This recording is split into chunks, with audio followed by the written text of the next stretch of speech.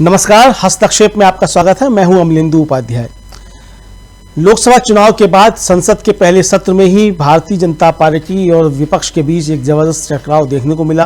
प्रधानमंत्री नरेंद्र मोदी ने जिस तरीके से संसद में अपनी बात रखी और नेता प्रतिपक्ष के तौर पर राहुल गांधी ने जिस तरीके से अपनी बात रखी, उससे साफ समझ में आ गया कि देश की राजनीति अब किस तरफ जा रही है। चर्चा होने लगी है कि ये सरकार कुछ दिनों की मेहमान है और अपने ही बोझ से गिर जाएगी। अब ये गिरेगी कि नहीं गिरेगी ये तो आने वाला समय बताएगा, लेकिन इसको लेकर के चर्चाएं हो रही हैं और लगातार देश के अंदर जो परिवर्तन हो रहे हैं राजनीति में, उसको लेकर के समीक्षा की जा रही है। डीवी लाइव पर देश की वर्तमान परिस्थितियों को लेकर के गंभीर परिचर्चा का आयोजन किया गया। उस परिचर्चा में मैंने भी हिस्सा लिया। आइए देखते हैं उस परिचर्चा के कुछ प्रमुख अंशसाभार। यदि आपने हमारा यूट्यूब चैनल अभी तक सब्सक्राइब नहीं किया है तो इसको सब्सक्राइब कर लीजिएगा, ज़्यादा से ज़्यादा लाइक और शेयर कीजिएगा और कमेंट करके बताइएगा भी कि इस परिचर्चा पर आपकी क्या राय है। आपका कमेंट हमारे लिए काफ़ी ज़्यादा महत्वपूर्ण है। तो आइए सुनते हैं इस परिचर्चा के प्रमुख अंशसाभार। है आज से ठीक एक महीने पहले यानी 9 जून को नरेंद्र मोदी तीसरी बार भारत के प्रधानमंत्री पद पर बैठे और इसे ऐतिहासिक क्षण बताते हुए वो आगे अपनी रणनीतियां बताने की कोशिश कर रहे हैं और ऐतिहासिक क्षण बताने का जो ये सिलसिला है आज तक जारी भी है। आज जब मोदी रूस की राजधानी मॉस्को में थे तो वहां भी उन्होंने अपनी इस कामयाबी को ऐतिहासिक ही बताया। 3 बार भारत के प्रधानमंत्री पद का जिम्मा संभालना खुशी की बात तो है, लेकिन सवाल यह है कि तीसरी बार इतनी बड़ी जिम्मेदारी को निभाने के लिए मोदी क्या पूरी तरह तैयार हैं? क्योंकि इस एक महीने में देश में आतंकी हमले, ट्रेन दुर्घटना, भगदड़ और पेपर लीक से लेकर महंगाई और बेरोजगारी सब ने नए रिकॉर्ड बना लिए हैं। कुछ घंटों की बारिश में कई शहर नदी नालों में तब्दील हो चुके हैं। आप जानते हैं इसलिए क्योंकि पुल गिर गए, बारिश हुई, ये सारी चीजें आपने देखी। कुछ दिन पहले तक अगर ध्यान कीजिए आप तो लू के कारण लोगों की मौत हो रही थी, जान जा रही थी। दिल्ली समेत पूरा उत्तर भारत जो था वो लू की चपेट में था और अब बाढ़ के कारण जाने जा रही हैं। यानी आम जनता के लिए जो तकलीफें 9 जून से पहले थीं वो इस एक महीने में कम नहीं हुई हैं बल्कि बढ़ी ही हैं। लेकिन मोदी अब भी आम लोगों के बीच नहीं दिख रहे हैं, वो फिर से विदेश यात्रा पर हैं। दूसरी तरफ राहुल गांधी हैं जो प्रधानमंत्री नहीं हैं, नेता प्रतिपक्ष हैं, लेकिन लोगों के बीच उनकी तकलीफों को बांटने राहुल गांधी ही जाते हुए दिखाई दे रहे हैं। आज राहुल गांधी रायबरेली में थे, कल आपने देखा कि राहुल गांधी मणिपुर में थे, उससे पहले गुजरात में अलीगढ़ और हाथरस में थे और उससे भी एक दिन पहले दिल्ली की गलियों में और रेहड़ी पटरी वालों से मुलाकात कर रहे थे राहुल गांधी। यानी ये तमाम जो अगर लाइन से अगर देखा जाए कि राहुल गांधी की गतिविधियां क्या हैं तो साफ दिखाई देता है कि राहुल गांधी लोगों के बीच हैं। जब राहुल गांधी हाथरस पहुंचते हैं तो वहां भगदड़ के शिकार लोगों से मिल रहे होते हैं, बाढ़ पीड़ितों की तकलीफें सुन रहे होते हैं और मणिपुर के लोगों का दर्द साझा कर रहे होते हैं और शहीदों के परिवारों से भी मिल रहे होते हैं। फिर चाहे वो अग्निवीर अजय सिंह हो या कैप्टन अंशुमन सिंह हो, राहुल गांधी की नजर में सेना का हर जवान और उसकी शहादत एक जैसी अहमियत रखती है। लेकिन बीजेपी को राहुल की ये राजनीति अब इतनी खटकने लगी है कि अब उन्हें संसद में बंद करके पीटने की बात बीजेपी नेता करने लगे हैं। जी हां, बिल्कुल आप सही सुन रहे हैं। मैंगलोर सिटी नॉर्थ के विधायक भरत शेट्टी ने कहा है कि विपक्ष के नेता राहुल गांधी को संसद के अंदर बंद करके थप्पड़ मारना चाहिए। ऐसा करने से 7 से 8 एफआईआर दर्ज हो जाएंगी।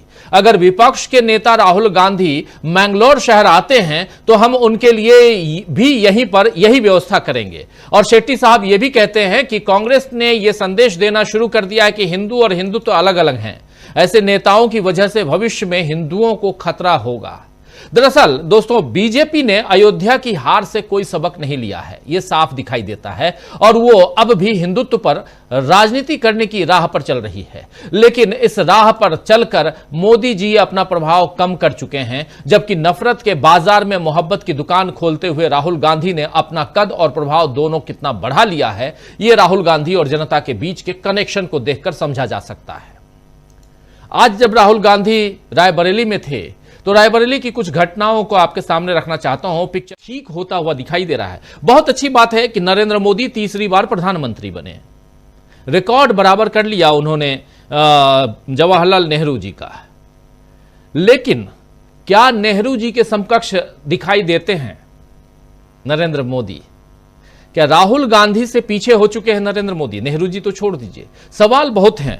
एक महीने में क्या कुछ हुआ है, आज उसी की तहकीकात करने की कोशिश करते हैं। आइए, हमारे साथ कुछ वरिष्ठ साथी जुड़े हुए हैं, उनसे पहले आपका परिचय करवाता हूं और आगे बढ़ते हैं और इस कार्यक्रम को आगे बढ़ाते हैं। देखिए, इस वक्त हमारे साथ 5 वरिष्ठ साथी जुड़े हुए हैं। हेमंत कुमार जी हैं, डॉक्टर दीपक पाचपोर जी हैं, अनिल सिन्हा जी हैं, प्रशांत टंडन जी हैं और अमलिंदु उपाध्याय जी हैं। आप सबका स्वागत इस्तकबाल है। स्वागत इस्तकबाल अब तमाम दोस्त साथी शुभचिंतक आप सबका जो अब तक जुड़ चुके हैं, जो जुड़ने वाले हैं इस कार्यक्रम में।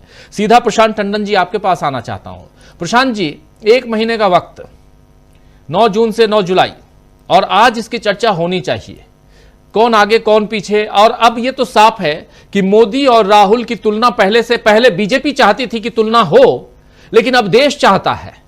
पहले बीजेपी अपने राजनीतिक फायदे के लिए चाहती थी और कहती थी कि जैसे ही नरेंद्र मोदी के सामने राहुल गांधी का चेहरा आता है, वैसे ही बीजेपी के सामने कांग्रेस बौना दिखने लगती है, बहुत छोटी सी पार्टी दिखने लगती है। लेकिन अब एक महीने में क्या कुछ हुआ है, उससे पहले की तस्वीर क्या है, आगे की तस्वीर क्या कुछ बयां करती है, जरा उस पर अपनी बात रखिए प्रशांत टंडन जी।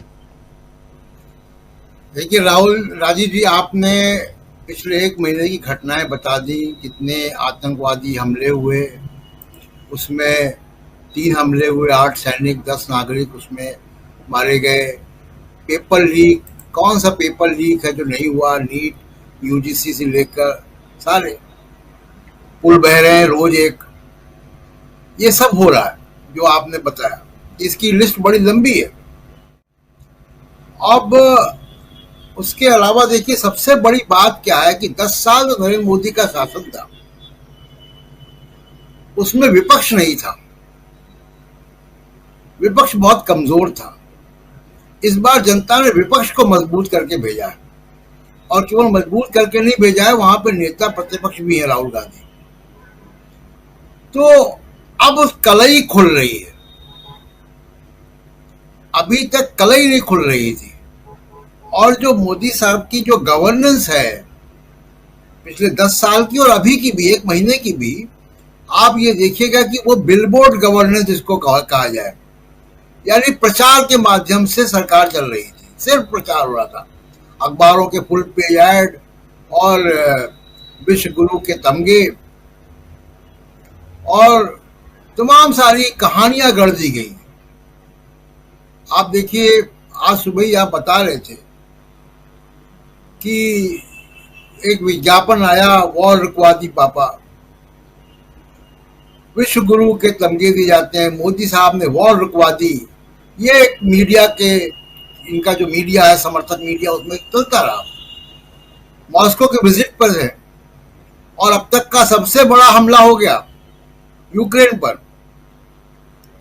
यूक्रेन के राष्ट्रपति जेलेंस्की कह रहे हैं कि बहुत मुझे खेद है मोदी जी के पुतिन से मिलने पर, और बहुत निराशाजनक उनका बयान आया है, बहुत निराश है। तो कहां तो आप वॉर रुकवा रहे थे और कहां जेलेंस्की कह रहे हैं कि वो निराश है। तो हुआ क्या है कि ज्यादा प्रचार में बहुत बड़ी बड़ी बातें कह दी गई। मैं बायोलॉजिकल नॉन बायोलॉजिकल के उसमें नहीं जा रहा हूं, लेकिन बहुत बड़ी बड़ी बातें कह दी गई। खुद मोदी जी ने भी कही और मोदी जी ने कहलवाई अपने मीडिया से। अब वो गवर्नेंस थी नहीं, इसलिए आप देखिएगा कि गवर्नेंस अगले 5-6 महीने में बड़ा अफसोसनाक होगा। ये अच्छी बात नहीं है, लेकिन ताश के पत्ते की तरह, वो ताश के महल की तरह गिरेगी। अभी आप देखिए कि मैं बता रहा था आपको, 40 महीने का अब तक का सबसे कम प्राइवेट इन्वेस्टमेंट हुआ है। रिकॉर्ड टूट रहा है, हर चीज में रिकॉर्ड टूट रहा है। 906 स्कीम है सेंट्रली फंडेड है, सब 70% तक अंडर फंडेड है, 70% तक। पेंशन योजना तक आप देखिए कि लोगों को पेंशन नहीं मिल रही है। तमाम आप देखिए, प्रधानमंत्री श्रम योगी मन धन वॉज पोटेंशियली कवर 42 करोड़ का अनऑर्गेनाइज सेक्टर में वर्कर्स को कवर करना था। कितना किया? 43 लाख। तो 42 करोड़ बेनिफिशरीज जो है वो उसके दायरे में ही नहीं आए। किसी भी योजना को उठा लीजिए, आपको ऐसी कहानियां मिल जाएंगी। तो ये अभी तक की जो सरकार थी वो बिलबोर्ड गवर्नमेंट के तौर पर चल रही थी, प्रचार सरकार। अब वो प्रचार सरकार की कलई खुल रही, क्योंकि विपक्ष है और राहुल गांधी जैसा नेता है जो नेता प्रतिपक्ष है, जिसके अंदर एनर्जी है, डायनेमिज्म है, तमाम लोगों पे घूम रहा। पिछले 3 दिन का आप देखिए, जब मोदी जी विदेश में हैं, राहुल गांधी दिल्ली में लोगों से मिल रहे हैं, फिर असम में बाढ़ पीड़ितों से मिल रहे हैं, हाथरस जा रहे हैं बीच में, जो जिसपे मोदी साहब का बयान तक नहीं आया, ट्वीट तक नहीं आया। और वो वहाँ पे जो स्टैम्पीड हुआ, भगदड़ हुआ, 120 लोग करीब मरे उसमें, उनसे भी, उनके परिवारों से मिल जाए। अग्निवीर के परिवारों से मिल रहे हैं वो, जो जिनकी जाने गई है पिछले कुछ दिनों में। वो तीसरी बार मणिपुर, पहली बार नेता प्रतिपक्ष के तौर पर मणिपुर हो जाए, प्रधानमंत्री एक बार भी नहीं गए। तो जो प्रधानमंत्री को काम करना चाहिए वो नेता प्रतिपक्ष कर रहे हैं। आज वो अमेठी में है, उसके बाद महाराष्ट्र का दौरा है उनका। तो राहुल गांधी लगातार मूवमेंट में है और वो लोगों से मिल रहे हैं, जनसंपर्क कर रहे हैं, बातें कर रहे हैं, आर्थिक नीति, विदेश नीति से लेकर आंतरिक सुरक्षा, बाहरी मामले, हर तरह वो बयान दे रहे हैं।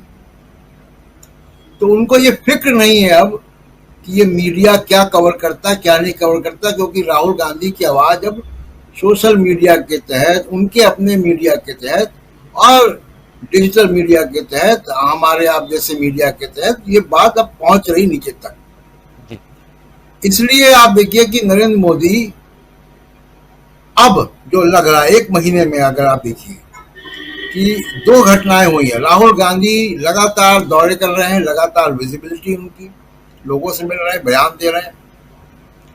नरेंद्र मोदी अगले 5 साल का सरकार का रोड मैप नहीं दे पाए हैं। प्रेस कॉन्फ्रेंस वो करते नहीं है, किसी भी माध्यम से वो रोड मैप नहीं दे पाए कि हम 5 साल करने क्या जा रहे हैं। धन्यवाद के प्रस्ताव के जवाब में दोनों सदनों में उन्होंने राहुल गांधी पे वक्त खराब कर दिया अपना। वो चाहते, वो मौका था उनके पास कि देश को संबोधित करते वहां से वो, कि हम 5 साल में ये करेंगे। जो मौजूदा हालत है, जो क्राइसिस है, करोड़ों लाखों नहीं करोड़ों युवा प्रभावित हैं, जिनका जीवन दांव पे लगा हुआ है, करियर पेपर लीक की वजह से, किसान, महिलाएं, तमाम सारे घटनाएं हैं। तो मोदी साहब देश की घटनाओं पर कोई प्रतिक्रिया नहीं दे रहे हैं और मुझको लगता है कि अब राहुल गांधी की स्पीड को मैच नहीं कर पाएंगे। जो राहुल गांधी की स्पीड है कि आज यहाँ है, कल वहां है, इनसे मिल रहे हैं, उनसे मिल रहे हैं, इस स्पीड को वो मैच नहीं कर पाएंगे। तो दो बातें होंगी राजीव जी। एक, ये बिलबोर्ड सरकार, प्रचार सरकार, जो अखबारों के फ्रंट पेज के माध्यम से चल रही थी, विज्ञापनों से, उस सरकार की अब कलई खुलेगी कि गवर्नेंस नहीं थी, ये प्रचार था केवल। और दूसरा, राहुल गांधी की वो स्पीड नहीं मैच कर पाएंगे। और इन दो में आप देखिएगा कि नरेंद्र मोदी अगले 6 महीने में बड़ी भारी लायबिलिटी अपनी पार्टी में बन जाएंगे राजीव जी। बिल्कुल आप सही कह रहे हैं। और अगले 6 महीने में बहुत कुछ होना है इस देश में, इसलिए क्योंकि चुनाव हैं, 4 राज्यों के चुनाव, और उसके बाद परिस्थितियां हो सकता है कि बदल सकती हैं। लेकिन इस वक्त 1 महीने का लेखा जोखा ये समझना जरूरी है कि कौन आगे है, कौन पीछे है, 1 महीने में कौन निकला आगे। क्या नरेंद्र मोदी आगे निकल गए हैं या राहुल गांधी? और अब सीधी तुलना हो रही है राहुल गांधी बनाम नरेंद्र मोदी से, इसलिए भी क्योंकि नेता प्रतिपक्ष हैं और शेडो प्राइम मिनिस्टर कहा जाता है नेता प्रतिपक्ष जो लोकसभा में होता है उसको। और उस लिहाज से राहुल गांधी कहां हैं और नरेंद्र मोदी कहां हैं? जरा स्वागत करता हूं प्रोफेसर रविकांत जी आपका, और आपके पास ही आना चाहता हूं, जरा आपसे भी समझूं कि इस 1 महीने में नरेंद्र मोदी कहां दिखाई देते हैं। जब विदेश जाते हैं, विदेश में कूटनीति कहा जाता है, डिप्लोमेसी, और उस डिप्लोमेसी में इंडिया काफी आगे रहा है शुरुआत से ही, नेहरू जी के समय से ही। नेहरू जी की डिप्लोमेसी को क्या नरेंद्र मोदी आगे बढ़ाते हुए दिखाई देते हैं?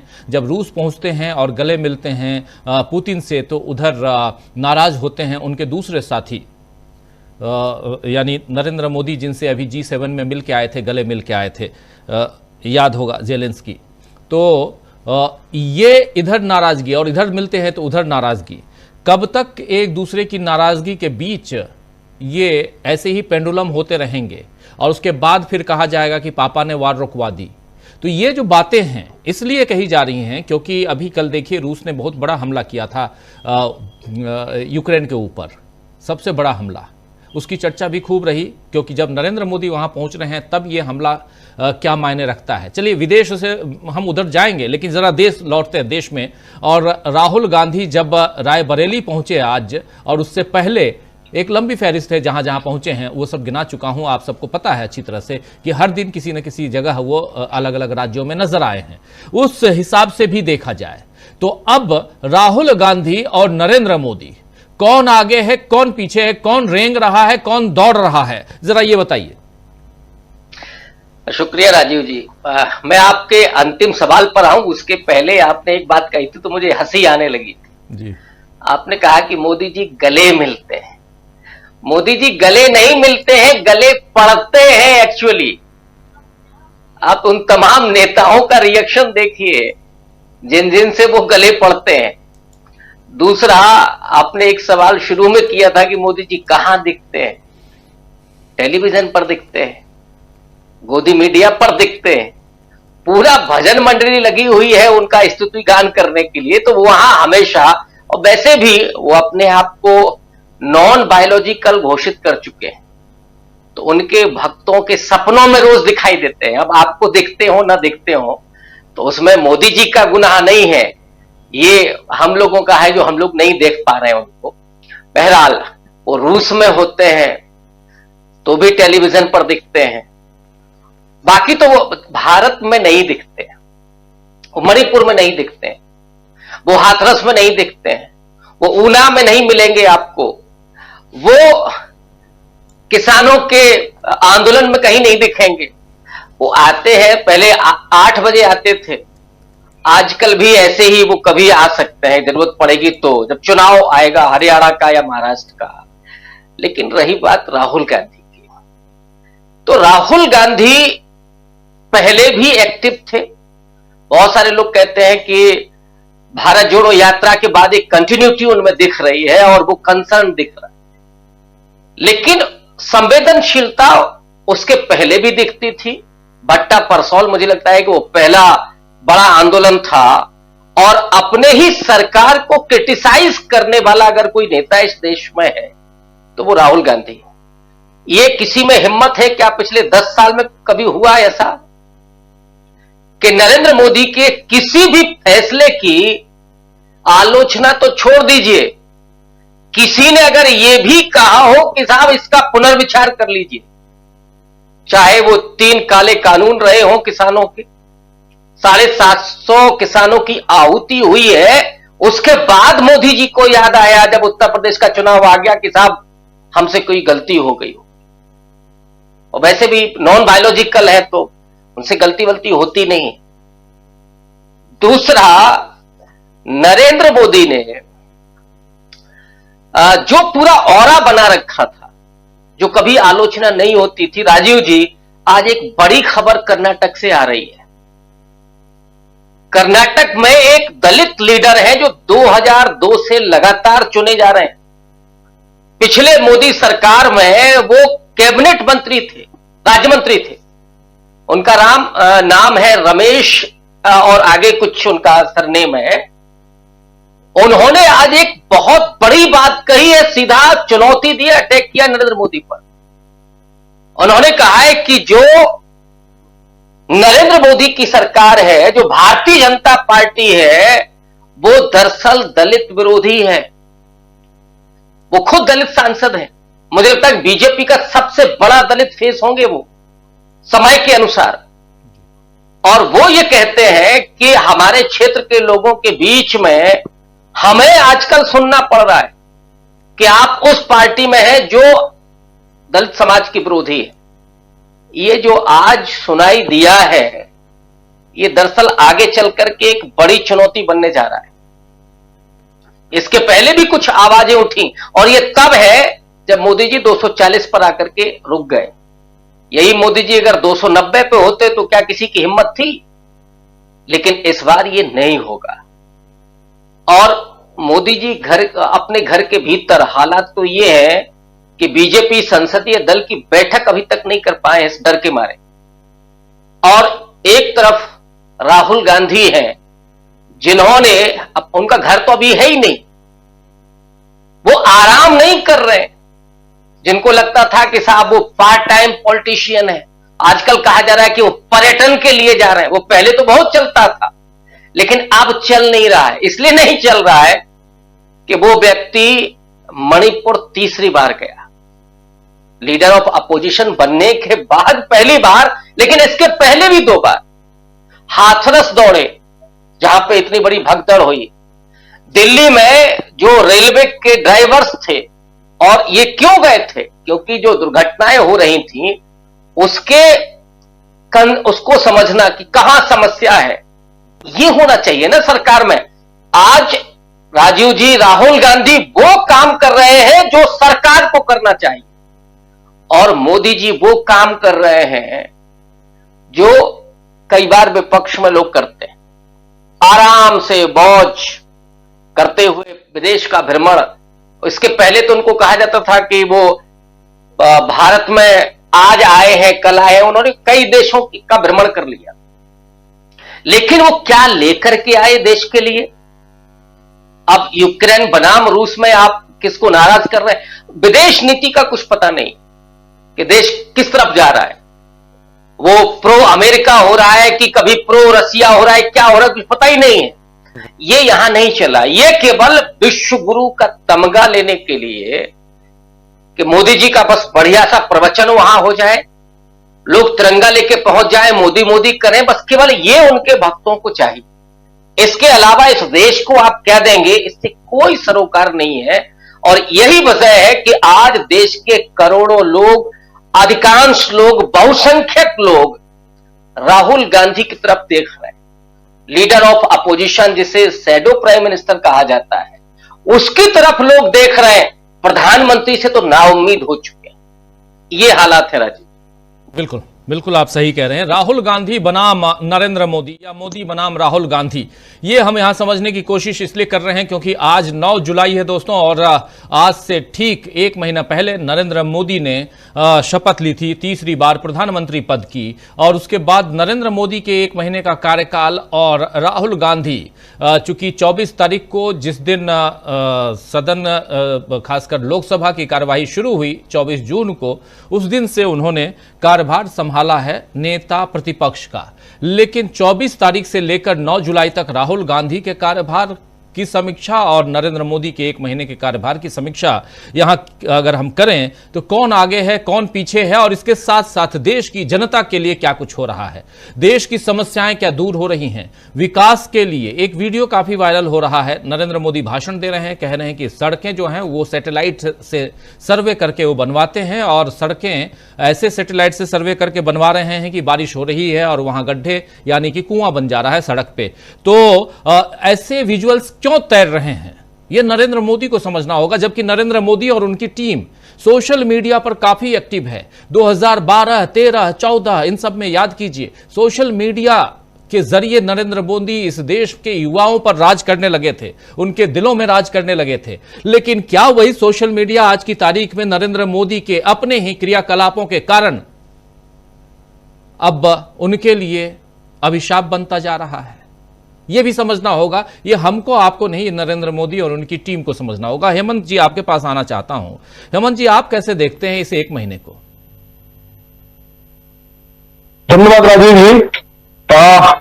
जिस राहुल गांधी को लेकर ये मोदी जी कहा करते थे कि कौन राहुल, अब स्थिति ये हो गई है कि संसद से लेकर के सड़क तक राहुल राहुल हो रहा है, और इसमें एक बड़ा योगदान नरेंद्र मोदी जी का और उनकी पार्टी का और उनके पार्टी के नेताओं का भी है।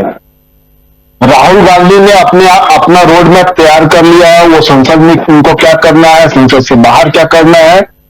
लेकिन मुझे लगता है कि मोदी जी उस सेटबैक से बाहर नहीं निकल पाए हैं और उसके इसमें उस ग्रंथि में इतना उलझ चुके हैं कि उससे निकलने के लिए कुछ ऐसा कुछ उत्थान करना उनको लगता है कि जिससे लगे कि उनके लिए ये सब चीजें कुछ बड़ी बात नहीं है।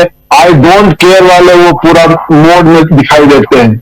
अगर आई डोंट केयर वाला मोड नहीं होता तो आप बताइए कि देश का एक बड़ा हिस्सा आज की तारीख में बाढ़ से जूझ रहा है। आप नॉर्थ ईस्ट में खास करके जो प्राकृतिक तबाही है वो ज्यादा है, मणिपुर का सवाल है, आप क्यों इन सवालों को एड्रेस नहीं करना चाहते हैं?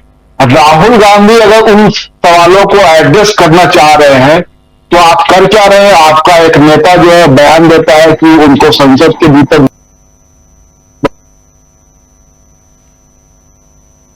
हेमंत जी की आवाज चली गई है, जरा शायद कहीं हिल रहा होगा, जरा ठीक कीजिए हेमंत जी। आवाज नहीं आ रही है, कोई बात नहीं, थोड़ा सा मैं इधर से कहता हूं आपसे कांटेक्ट करें, रिकनेक्ट कर लीजिए तो बेहतर होगा। और अनिल सिन्हा साहब, इसी सवाल के साथ आपके पास आना चाहता हूं, क्या कुछ बदलते हुए देखते हैं अनिल जी एक महीने में? और ये बहुत, देखिए नरेंद्र मोदी के लिए बहुत उत्साहजनक रिजल्ट नहीं रहा, लेकिन उनके लिए उत्साह की बात ये है, गर्व की बात यह है, जो कहते भी है, गौरवान्वित वही नहीं होते बल्कि उनकी पूरी टीम होती है, बीजेपी के लोग होते हैं कि तीसरी बार प्रधानमंत्री बन गए और बार बार उस इंसान का जिक्र कर बैठते हैं जिसके खिलाफ लगातार चर्चा करते रहे हैं, लगातार मुहिम छेड़ते रहे हैं, और नाम है जवाहरलाल नेहरू। इसलिए भी जरूरी है ये समझना कि जब नेहरू जी की बराबरी की आप बात कर रहे हैं तो आपने क्या कुछ किया 10 साल में? कितने एम्स बनवा लिए, कितने IIT बनवा लिए? बनवाए हैं, कुछ पाइपलाइन में थी, जो हैं वो भी बता दीजिए, और नहीं हैं तो वो भी बताइए। कोरोना काल में जो भयावह स्थिति इस देश में हुई थी, उसके बाद कितने आप संभल गए, या आज भी ताली थाली बजवाने वाले क्रम को ही आगे बढ़ाना आप चाहेंगे? ये सारे सवाल पूछे जाएंगे, इसलिए इस एक महीने का लेखा जोखा यहाँ रखना जरूरी है बाद में, क्योंकि उस समय जब चुनाव था तो 100 दिन का लेखा जोखा की बात हो रही थी कि 100 दिन का हमारे पास रोड मैप है, 100 डेज, शुरुआती 100 डेज में हम ये कर लेंगे, वो कर लेंगे, लेकिन 30 दिनों में आपने क्या किया ये तो बताइए। और अगर आप नहीं बता रहे हैं तो हम समीक्षा कर रहे हैं। अनिल सिन्हा साहब, ये देखिए 30 दिनों में तो पता चल गया, 100 दिन में से 30 दिन तो निकल गए। 100 दिन वाला आपको याद होगा कि उसका खूब हाइप बनाया था उन्होंने कि 100 दिन का कि पहले 100 दिन की हमने योजना बना ली है, और उसके बाद मीटिंग ले रहे हैं सब एडमिनिस्ट्रेटर्स, मतलब सब ब्यूरोक्रेट्स की, और उसके बाद ये 100 दिन का रोड मैप तैयार है, क्या काम करना है हमने, वो फैसले लेने हैं क्या। 30 दिन में तो इसका ऐसा कुछ दिखाई नहीं दिया। दूसरा है कि 30 दिन में ये जरूर दिखाई दिया कि ये जो कहा कि वो जिस तरह से चलना चाहते थे, मतलब चल रहे थे, वही वो बिजनेस एज यूजुअल, जो आई डोंट केयर वाला जो कहा हेमंत जी ने, वही वो दिखा रहे हैं। लेकिन वो दिखा क्या रहे हैं? अभी क्या हुआ कि देखिए, अगर आप तुलना करेंगे तो जब काफी अच्छी मतलब महत्वपूर्ण दृश्य दिखाई देता है, दिलचस्प, वो ये है कि हर बार वो कोशिश कर रहे हैं कि ये दिखाने का कि ये जो राहुल गांधी है ये वही है, पप्पू है, जो मतलब बालक बुद्धि वगैरह जो उन्होंने उसको करने की कोशिश की। लेकिन जो अटैक करके आते हैं ठीक नेक्स्ट मतलब 2 या 3 दिन के अंदर वो उनका फ्लॉप हो जाता है, क्योंकि जब वो उन्होंने जो संसद में दिखाया था उसके बाद वो बाहर आ गए, अब बाहर आए तो फिर हाथरस का दिखाई दे रहा है, फिर अभी वहां मतलब जो दौरे किए मणिपुर के, अब गुजरात में जाकर के जिस तरह से चुनौती दी, वो सारा जो उन्होंने बनाया था वो सब निकल आया, उसका सब फुस हो गया कि उसका कुछ अर्थ नहीं है। तो मुझको लेकिन इसमें सबसे जो जबरदस्त बात दिखती है कि एक तो कोई इनोवेटिव आइडिया अब उनके पास नहीं है, और जो मॉडल था गुजरात मॉडल, जो ऑथोरिटेरियन ये जो था मॉडल, वो कोलैप्स हो रहा है। अब उसको संभालने के लिए जो चाहिए, इनोवेशन चाहिए, जो उसका तरीका चाहिए, वो है नहीं। दूसरा है क्या कि इस पर उनको लग रहा है, जिसने भी सलाह दी हो उनको ये लग रहा है क्या कि यही अगर मतलब कि डटे रहो वाला रवैया रखना है कि हम पुराना जैसे थे वैसे ही चलेंगे वाला, तो इससे आपका काम बन जाएगा, लेकिन मुझको लग रहा है कि कहीं हो नहीं रहा। अब अभी देखिए कि रूस का इतना बड़ा इवेंट और वो जिस तरह से प्रचारित कर रहा है मीडिया, उनका गोदी मीडिया या जो उनका तरीका है, तो उससे लगता है क्या कि एक बड़ी प्लानिंग थी कि वो पूरा छा जाएंगे भारतीय मीडिया में, या एक उसको एक बड़े इवेंट के रूप में, एक ग्रैंड सक्सेस के रूप में दिखाया जाएगा। वो भी उनका फ्लॉप हुआ। बीच में आप देखिए कि वो जो इवेंट मैनेजमेंट वाला है, वो आप देखिए कि क्रिकेट के खिलाड़ियों का जो मतलब की विजय का जश्न, तो उसके बाद ओलंपियंस से बातचीत करो, मतलब वो वही मॉडल है। हमको लग रहा है क्या कि इससे बीजेपी को इतना नुकसान पहुंचा रहे हैं वो, कि बीजेपी अगले 2-3 दशक के लिए पीछे चली जाएगी, क्योंकि ये मॉडल कोलैप्स होने के बाद बीजेपी के जो की लीडरशिप है या जो बीजेपी का जो अपना एजेंडा है उसका क्या होगा। और दूसरा है क्या कि अभी आप देखिए क्या कि जो कम्युनल एजेंडा था, जो एजेंडा उन्होंने चलाया, मतलब पूरे ये में चला, मतलब चुनाव में, कि श्री राम टेम्पल वाला बाद में छूट भी गया, तो फिर मंगलसूत्र और सब चीज लेकर के गए, उसमें भी कुछ कंटेंट दिखाई नहीं दे रहा है कि कहीं उसका कोई असर हो रहा। और दूसरी तरफ राहुल गांधी एक दिखाई दे रहा है कि एक आदमी जो कि एक तो पब्लिक से मिलना चाहता है, दूसरा जो जिम्मेदारी दी गई है, उन्होंने कहा था, आपको याद होगा संसद में, कि मैं मतलब पूरे विपक्ष की आवाज हूं। विपक्ष का मतलब पूरा देश की आवाज के हिसाब से उन्होंने कहा था। अब वो सब जगह दिख रहा है, हाथरस में हादसा हो तो भी जा रहे हैं, मणिपुर का मामला हो तो भी जा रहे हैं, और सब जगह वो सही कहा लोगों ने कि उनको लोग देख रहे हैं कि एक जहां की जिसके जरिए इंडियन एस्टेब्लिशमेंट जो कहते सत्ता प्रतिष्ठान, वहां तक अपनी बात या दुनिया को अपनी बात रखने का, चाहे एक छोटा कोई आदमी हो, चाहे कोई एक दूर दराज मणिपुर में कोई विक्टिम हो, चाहे हाथरस का कोई ये हो, उसको वो उस नजर से देख रहा है कि इसी शख्स के पास वो है। दूसरा है कि एक चीज है कि ऑथेंटिसिटी है, वो लूज कर गए उनको, मतलब ये 1 महीने में और लगातार गिरा है। ये जो घटनाएं हुई लगातार, उसमें कोई किसी को लग नहीं रहा है कि आप इनसे अपनी बात कह सकते हैं। और जो कम्युनिकेशन लेवल है वो भी काफी दिख रहा है कि चेंज हो गया। वो सिर्फ मीडिया के हिसाब से नहीं, लोगों बाकी के चारों तरीके से। तो ये जो राहुल गांधी का जो 1 महीने के अंदर का, मुझको लग रहा है राहुल गांधी वर्सेस अगर मोदी देखेंगे, तो जो कंटेंट और जो फॉर्म है, दोनों का अंतर एस्टेब्लिश कर दिया है। और आपको लगातार दिखेगा, जो बजट सेशन में भी आप देखेंगे और आगे दिखता जाएगा। मुझको लग रहा है कि बहुत नीचे जाता हुआ ग्राफ है। अभी वो अगर आंकड़े को छोड़ दें अगर 240 का, तो वो बहुत लो लेवल का सपोर्ट अभी उनको। बने रहिए, परिचर्चा अभी जारी है। वीडियो को लाइक और शेयर कर दीजिए और चैनल को सब्सक्राइब कर लीजिए। आइए आगे सुनते हैं इस परिचर्चा।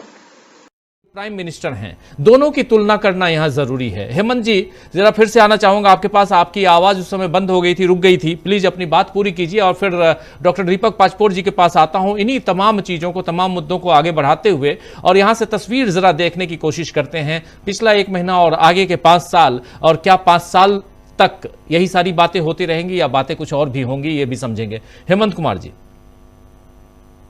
मेरी आवाज आ रही है? जी बिल्कुल आ रही, बिल्कुल। तो राहुल गांधी को लेकर के जो पूरा विमर्श था बीजेपी का, वो तो ये था कि राहुल गांधी को मिटा देना है। तो राहुल गांधी को मिटा देने की तमाम कोशिशें हुई, उनकी संसद व्यवस्था से लेकर के और उनको पप्पू साबित करने तक।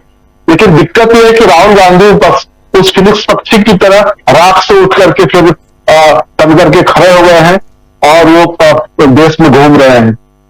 बीजेपी के सामने और नरेंद्र मोदी जी के सामने मुझे लगता है कि अगर कोई साइकोलॉजिकल ये मनोवैज्ञानिक उनका विश्लेषण हो, तो राहुल गांधी का एक डर उनके भीतर में और उनकी पार्टी के भीतर में समाता हुआ साफ साफ दिखाई दे रहा है। और यही वजह है कि संसद में जिस तरह प्रधानमंत्री जी उनको बाल बुद्धि कहते हैं, ये इतना हास्यास्पद बयान था कि दुनिया का कोई भी जो प्रधान सेवक कहा जाए उसको, वो इस तरह की बात नहीं कर सकता। ये एक तरह से प्रधानमंत्री जी का ये बचकाना बयान था। तो आप एक व्यक्ति को, जो नेता प्रतिपक्ष है, उसको लेकर के जिस तरह से का बयान देते हैं, तो आखिर आज अगर कोई आपका नेता अगर यह कहता हो कि राहुल गांधी को संसद के भीतर में बंद करके चाटा मारना चाहिए, तो क्या है ये विचार कहां से आता है, यह साहस कहां से आता है? अगर कोई अब मीडिया हाउस अगर है वो कहता है कि राहुल गांधी ड्रामा कर रहे हैं, सब लोगों को पता है, नाम अगर लेने की जरूरत तो मैं नाम भी ले सकता हूं कि कौन मीडिया हाउस है जिसने ये चलाया पूरा एक कार्यक्रम कि राहुल गांधी ड्रामा कर रहे हैं मणिपुर में जाकर के। क्या ये मणिपुर में जाना उनका ड्रामा है? आज मैंने देखा कि एक हम लोगों के साथ काम कर चुके अखबार में, देश के बड़े हिंदी अखबार में काम कर चुके एक सज्जन ये शेयर कर रहे थे व्हाट्सएप ग्रुप में, फेसबुक पर कि मंदिरों में, दक्षिण के मंदिरों में वहां राहुल गांधी के फोटो युक्त पायदान लगाए गए हैं, उस पर लोग पांव साफ करके मंदिर में जा रहे हैं। उनको अब ये बताइए कि वो कोई बिल्कुल तुझिया व्यक्ति नहीं है, एक बड़े हिंदी अखबार में वो व्यक्ति आज भी नौकरी कर रहा है, और इस तरह की इसका साहस कहां से आता है कि आप एक नेता प्रतिपक्ष के प्रति इतनी घृणा और इतनी नफरत जो लेकर के आते हैं? तो इसके मैं ये इसलिए कह रहा हूं कि इसके पीछे मकसद क्या है? मकसद वही है कि आप जो चाहते थे कि इनको मिटा देना, इनको सीन से गायब कर देना, लेकिन ये हो नहीं पा रहा है। राहुल गांधी लगातार सक्रिय है, और मैंने कहा कि राहुल गांधी ने अपने लिए जो रोड मैप तैयार किया है, वो रोड मैप ही कांग्रेस को रिवाइव करने के लिए ही नहीं, बल्कि ये इसमें सिर्फ राजनीति नहीं है, बल्कि इस देश के लोगों ने जो भरोसा खोया है पूरे सत्ता प्रतिष्ठान में, और लोगों के भीतर जो डर पैदा किया गया है कि आपको असहमति की आवाजों को दबा देना है, आप असहमत हैं तो अपने घर में बैठिए, आपको कुछ नहीं करना है। आप आज की तारीख में देखिए कि इसमें जो जून महीने में जो महंगाई के जो आंकड़ा है वो किस तरह से है, बेरोजगारी के जो आंकड़े है, जो निवेश जो सबसे ज्यादा घटा हुआ है। अब बताइए कि इन सवालों को एड्रेस करने के बदले में आप सिर्फ एक नफरत की बात करेंगे और राहुल गांधी को टारगेट किया जाएगा। मीडिया का एक बड़ा हिस्सा ये माना जा रहा था नतीजे आने के बाद कि मीडिया के एक हिस्से में वो निष्पक्षता आएगी, और निष्पक्षता आ रही है। मुझे लगता है कि वो क्षणिक था। अब उन लोगों ने फिर से एक तरह से सरकार के इसमें बख्तरबंद उसमें वो तैयार होकर के और सरकार के पक्ष में वो फायरिंग करने के लिए आगे निकल पड़े हैं। तो उनकी पूरी कवायद जो है वो राहुल गांधी को सीन से गायब करने और मिटाने की कोशिश है, लेकिन ये संभव नहीं हो पाएगा, क्योंकि जो सवाल है उन सवालों का जवाब आप अगर राहुल गांधी वो चीज कर रहे हैं, राहुल गांधी ने मणिपुर में जाकर तो आपके ऊपर कोई राजनीतिक बयान नहीं दिया, एक विनम्र आग्रह उन्होंने किया कि आप प्रधानमंत्री हैं, आपको आना चाहिए यहाँ पर, आप क्यों नहीं जाते हैं वहां पर? आप ये जो हाथरस की जो घटना है, उस घटना में वहां बाबा का नाम SIT की जो रिपोर्ट आई है उसमें नहीं है। पहले ही कहा जा रहा था कि उसमें उनका गायब हो गया, वो क्योंकि FIR में नाम उनका नहीं है। अभी मैं समझता हूं राजीव जी कि आज की तारीख में इलेक्टोरल बॉन्ड के बाद सुप्रीम कोर्ट का निर्णय मुझे लगता है कि छात्रों के पक्ष में आएगा, और जो नीट वाला जो मामला है ये भी सरकार के लिए सबसे बड़ा एक तमाचा होगा सरकार के चेहरे पर, क्योंकि जो इन लोगों ने जो वहां सुप्रीम कोर्ट में जो हलफनामा दायर किया था उसमें था कि पेपर लीक तो हुआ ही नहीं है। सुप्रीम कोर्ट ने कहा पेपर लीक तो हुआ ही है।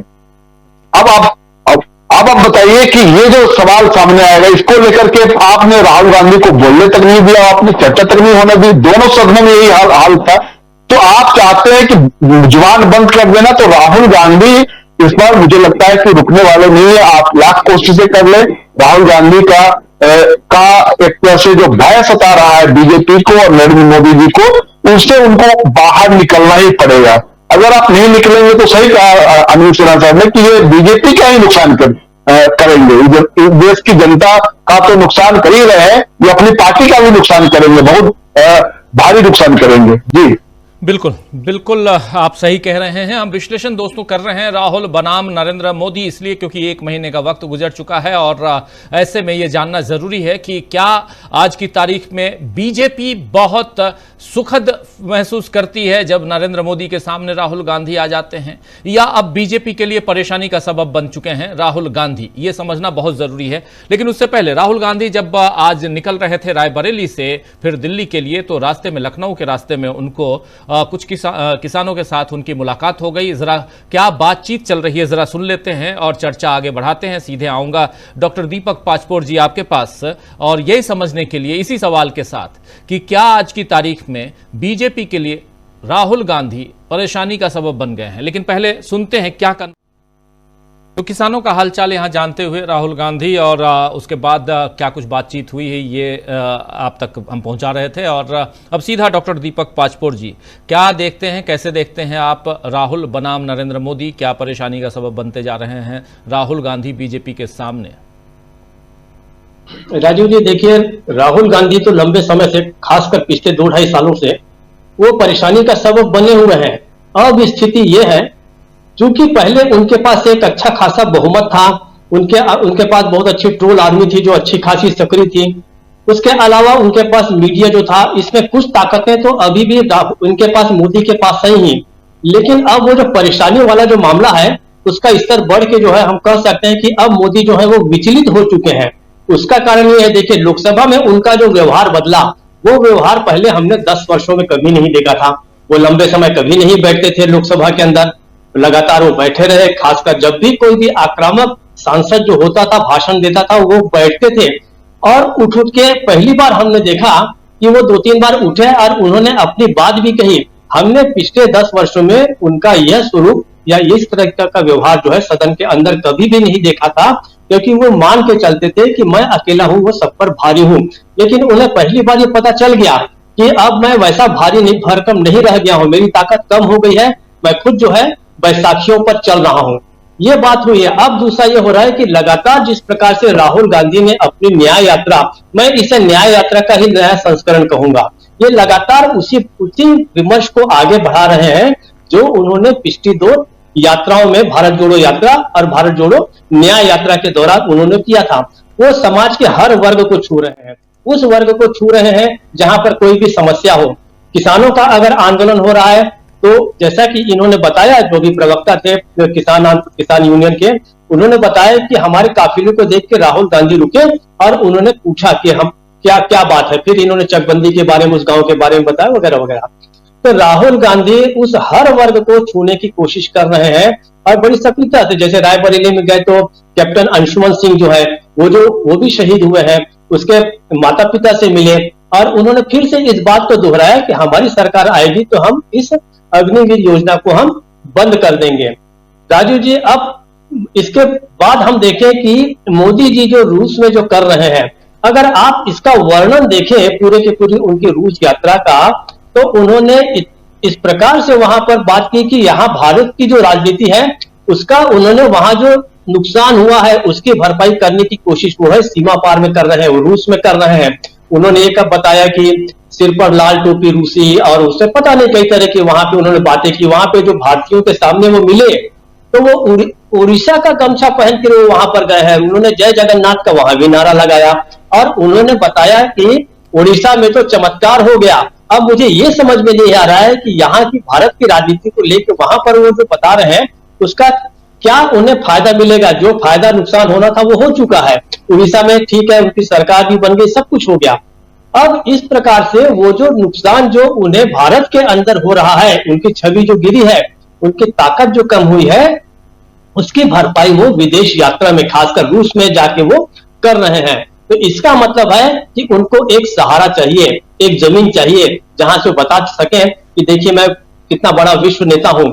अब जो है भारत के अंदर छवि का गिरना जो है वो, अगर वही उनका पुराना तरीका है, लेकिन पहले की बात दूसरी थी। कि पहले बात ये थी कि भारत के अंदर भी उनके पास बहुत बड़ा कार्यकर्ताओं का दल था, बहुत बड़ी पार्टी थी, अच्छा खासा बहुमत था।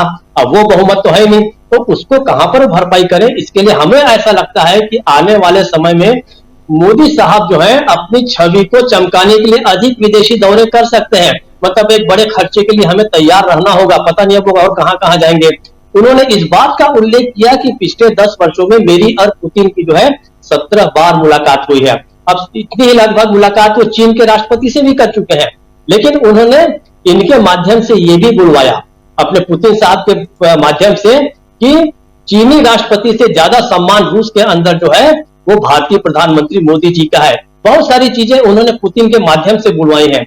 मुझे लगता है कि जो कुछ तारीफ हुई है इसका एक और परिणाम हमें यह देखने को मिलेगा कि भारत अच्छा खासा जो है हथियार जो है रूस से खरीद सकता है।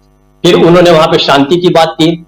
भारत के अंदर तो वो उनके जो कार्यकर्ता हैं, उनके समर्थक हैं, वो सारे के सारे एक अशांत समाज बना रहे हैं। वो लगातार टकराव का रास्ता अपना रहे हैं अपनों के ही बीच, और वहां जाकर वो जो है वो सारी बातें कर रहे हैं। वो बता रहे हैं कि युद्ध जो है वो किसी समस्या का समाधान नहीं है। तो इस तरीके के बहुत सारे जो उन्होंने पुतिन साहब को बताया।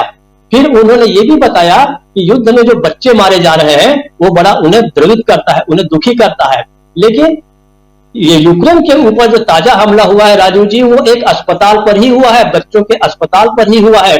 जैसा कि कुछ समय पहले इजरायली हमले में गजा का एक अस्पताल जो है वो ध्वस्त हो गया था, 7-8 बच्चे मारे गए हैं उसमें। लेकिन इस बारे में उन्होंने स्पेसिफिक बात नहीं की कि भाई पहले आप इस युद्ध को रोकिए। और पुतिन साहब भी कह रहे हैं कि किस प्रकार से शांति का बहाल करने में किस प्रकार से मोदी साहब बड़ी भूमिका निभा रहे हैं वगैरह वगैरह। तो अब ऐसा लगता है मुझे कि अपनी छवि को चमकाने के लिए उन्होंने एक नया प्लेटफॉर्म ढूंढा है, और वो है विदेश यात्रा।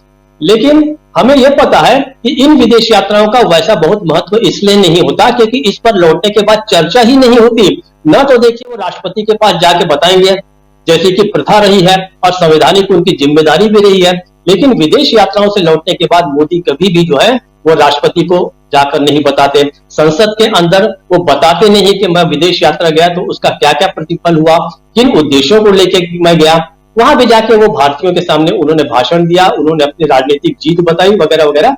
तो मुझे ऐसा लग रहा है कि राहुल गांधी ने बहुत बड़ी बढ़त बना ली है। मैं फिर से कहूंगा कि पहले तो राहुल गांधी से परेशान थे, अब वो विचलित है।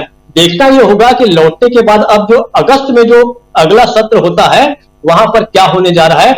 मोदी से राहुल गांधी 1 महीने में काफी आगे निकल गए हैं। लेकिन असली बात यह है कि राहुल गांधी इस बात की चिंता नहीं कर रहे हैं कि मैं किसी के साथ रेस में हूं, वो अपना काम कर रहे हैं जो उनकी संवैधानिक जिम्मेदारी है। और अब वो जो विपक्ष के नेता बन गए हैं उन्हें एक अतिरिक्त ताकत मिल गई है, और मोदी अतिरिक्त रूप से कमजोर हो गए हैं क्योंकि उनके पास अपना खुद का समर्थन भी नहीं है। राजीव जी, बिल्कुल आप सही कह रहे हैं, बिल्कुल सही कह रहे हैं। चाहे रूस में पुतिन और मोदी की मुलाकात हो, और इस मुलाकात पर जेलेंस्की जो यूक्रेन के राष्ट्रपति हैं उनका बयान, और बहुत ही ये जो बयान है वो दुखद उनके लिए है, क्योंकि उन्होंने एक्स पे लिखा है कि, और जो लिखा है पहले हमारे साथी प्रशांत टंडन जी पहले बता चुके हैं, लेकिन फिर भी आपके सामने रख रहा हूं और लिख रहे हैं कि इससे बहुत ज़्यादा निराशा हुई। विश्व के सबसे बड़े लोकतंत्र के नेता को एक ऐसे दिन पर मॉस्को में दुनिया के सबसे खूनी अपराधी को गले लगाते देखना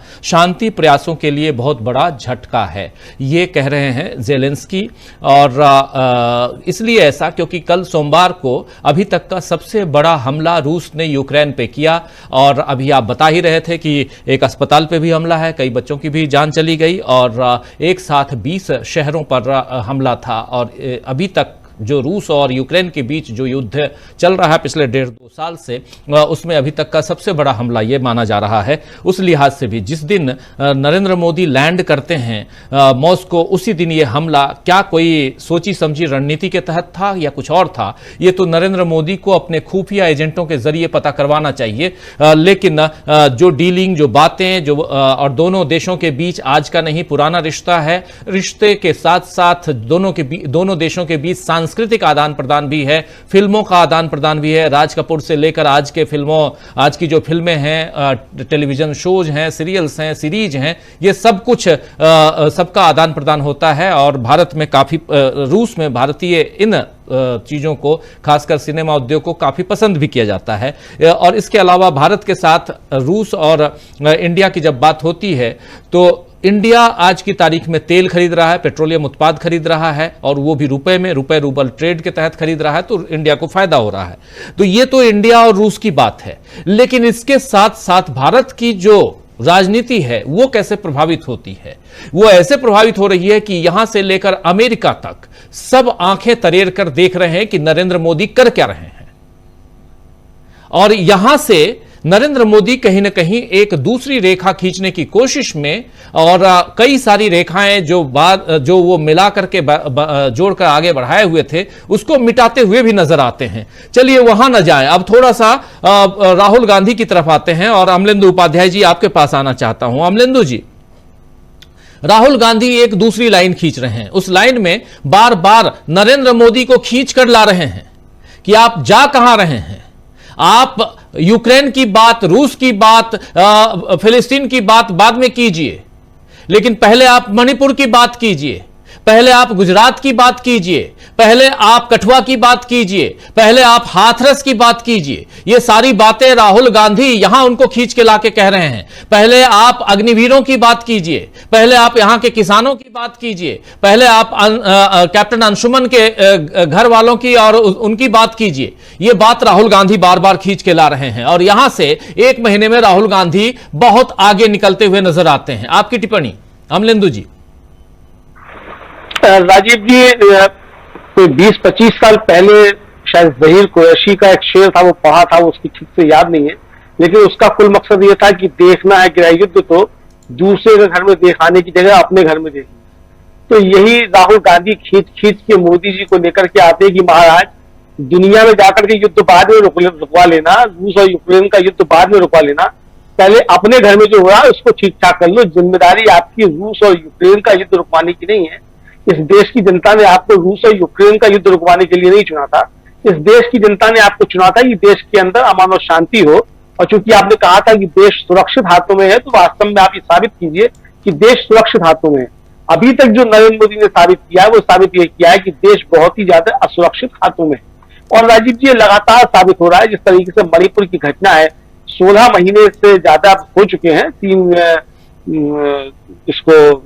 जुलाई को हो जाएंगे, 3 मई को वहां पहली घटना हुई थी। तो अब तक जो जिस तरीके की कार्यप्रणाली रही है नरेंद्र मोदी की, खासतौर से मणिपुर को लेकर के, तो राहुल गांधी ने अपनी तीसरी यात्रा करके मणिपुर की राहुल गांधी को फिर से एक बार आईना दिखाने की कोशिश की है कि मान्यवर, आपको जो जिम्मेदारी मिली है, जो संवैधानिक जिम्मेदारी भी है आपकी और आपकी नैतिक जिम्मेदारी भी है प्रधानमंत्री होने के नाते, आप उसका निर्वहन नहीं कर रहे हैं और जिसका आपको निर्वहन करना चाहिए। तो राहुल गांधी बार नरेंद्र मोदी को खींच करके उस पिच पे लेकर के आते हैं, जो कि नरेंद्र मोदी की एक संवैधानिक जिम्मेदारी भी बनती है। लेकिन नरेंद्र मोदी ने अपनी अभी तक मुझे नहीं लगता है कि किसी संवैधानिक जिम्मेदारी का कायदे से निर्वहन किया हो, ठीक ठाक ढंग से निर्वहन किया हो। तो नरेंद्र मोदी इस जिम्मेदारी का भी निर्वहन नहीं कर रहे हैं। मणिपुर का मामला उनका निकलता है जब राज्यसभा में जाकर के, वहां भी तब निकलता है जब विपक्ष वहां से वॉकआउट कर जाता है। फिर वो बताते हैं कि वहां नॉर्मलसी हो रही है, मतलब वहां सामान्य जनजीवन हो रहा है। लेकिन जो वहां की विजुअल्स आ रहे हैं, राहुल गांधी जहां जाते हैं, वहां के कैंप्स में जाकर के लोगों से मिलते हैं, उससे साफ जाहिर होता है कि वहां स्थिति खराब है। और खुद मणिपुर के जो विधायक हैं, जो भारतीय जनता पार्टी के ही विधायक हैं, वो जब दिल्ली आते हैं और एनबीएन सिंह की शिकायतें लेकर के आते हैं, तो भी राजीव जी ये जाहिर होता है कि मणिपुर अशांत है और प्रधानमंत्री नरेंद्र मोदी की कोई भी चिंता मणिपुर को लेकर के नहीं है। यानी देश के प्रति आपकी जिम्मेदारी क्या है और आप उस जिम्मेदारी से किस तरीके से मुंह मोड़ रहे हैं, राहुल गांधी बार नरेंद्र मोदी को ये याद दिलाना चाहती है, उनकी जिम्मेदारी याद दिला रहे हैं। लेकिन नरेंद्र मोदी है कि हर फिक्र को धुएं में उड़ाता चला गया। अब बाहर रूस में जाकर के बता रहे थे, गाना गाते हुए, उनका राज कपूर का है शायद, जो कि सिर पे लाल टोपी, रूसी फिर भी दिल है हिंदुस्तानी, ये बताने की कोशिश कर रहे हैं। आप तो राजीव जी रहे हैं मॉस्को में और पूरे रूस में, आपने बहुत भ्रमण किया है लंबे समय तक, तो आप जानते हैं कि रूस के लोग उस समय से किस तरीके से राज कपूर के और गोविंदा के और मिथुन के दीवाने हुआ करते थे। डिस्को डांसर और मेरा नाम जोकर के उनके बहुत सारे गाने थे, उन सबके जो थे दीवाने हुआ करते थे। पूरे यूएसएसआर में, सिर्फ रूस की बात नहीं की जाए, यूक्रेन में भी, और खासतौर से जो एशिया का पार्ट है, यहाँ भी आज भी आप उज्बेकिस्तान, ताजिकिस्तान चले आइए तो वहां अभी भी आपको लोग जो है राज कपूर के गाने गाते हुए मिल जाएंगे। हिंदी भले ही ना जानते हो, लेकिन वो राज कपूर को और शाहरुख खान को जानते हैं। तो नरेंद्र मोदी जिस तरीके की बातें करते हैं, तो ये मन की बातें करने के लिए नहीं है। आप जब गए हैं, विदेश में गए हैं, तो आपको ये बताना होगा कि आपके इस विदेशी दौरे से भारत को क्या फायदा हुआ। आपने कहा कि हमने कच्चे सस्ते में तेल आयात किया, रूस से हमने सस्ते में तेल लिया, भारत को इसका फायदा मिला। अरे इसका फायदा अंबानी को मिला, भारत को कहां फायदा मिला है? भारत को अगर फायदा मिला होता तो पेट्रोल 30 रुपए लीटर मिल रहा होता, वो तो नहीं मिल रहा 30 रुपए लीटर। अब अंबानी साहब वो सस्ता तेल लेकर के कहां बेच रहे हैं, तो इसकी जांच की जाए तो ये बहुत सारी जांच हो जाएंगी राजीव जी। तो कुल मिलाकर के मसला ये है कि आपकी विदेश यात्राओं से अंबानी को फायदा हो सकता है, अडानी को फायदा हो सकता है, आपको खुद को फायदा व्यक्तिगत तौर पर हो सकता है, लेकिन देश को क्या फायदा हुआ आपकी इन यात्राओं से? आपको देश के अंदर होना चाहिए था, आपने देश के अंदर जो जिम्मेदारियां थी उसको ही पूरा नहीं किया, और आप विदेश में जा रहे हैं तो वहां भी आप राष्ट्र की जिम्मेदारी जो है उसको पूरा नहीं कर रहे। जबकि राहुल गांधी जो है वो नेता विपक्ष के तौर पर जा रहे हैं, अपनी जिम्मेदारी पूरी कर रहे हैं, और सरकार की जो जिम्मेदारी है उसके लिए मोदी जी को याद दिला रहे हैं कि महाराज ये सिर्फ नेता विपक्ष की जिम्मेदारी नहीं है, ये सरकार की भी जिम्मेदारी है लोगों के दुख दर्द को बांटना। नेता विपक्ष इतना ही कर सकता है कि लोगों की समस्याएं सुने और सरकार को बताए। सरकार को नेता विपक्ष ने समस्याएं बता दी है, सरकार उसमें कोई एक्शन लेती है कि नहीं लेती है, उस पर काम करती नहीं करती है, अभी सरकार के ऊपर निर्भर करता है। खैर मोदी जी मन की बातें करते हैं, राजीव जी उनकी मन की बात मनमोजी बातों से क्या कहा जा सकता है? जी बिल्कुल। प्रशांत टंडन जी, क्या कुछ आप देखते हैं? अब यहां से आगे की तस्वीर की बात हम कई बार कर चुके हैं, लेकिन आज इसलिए भी क्योंकि 1 महीने का वक्त हो चुका है, और ऐसे में अब नरेंद्र मोदी की ये 3 देशों की यात्रा हो जाएगी, ऑस्ट्रिया पहुंच जाएंगे, 3 देशों की यात्रा महीने भर में कर लिए।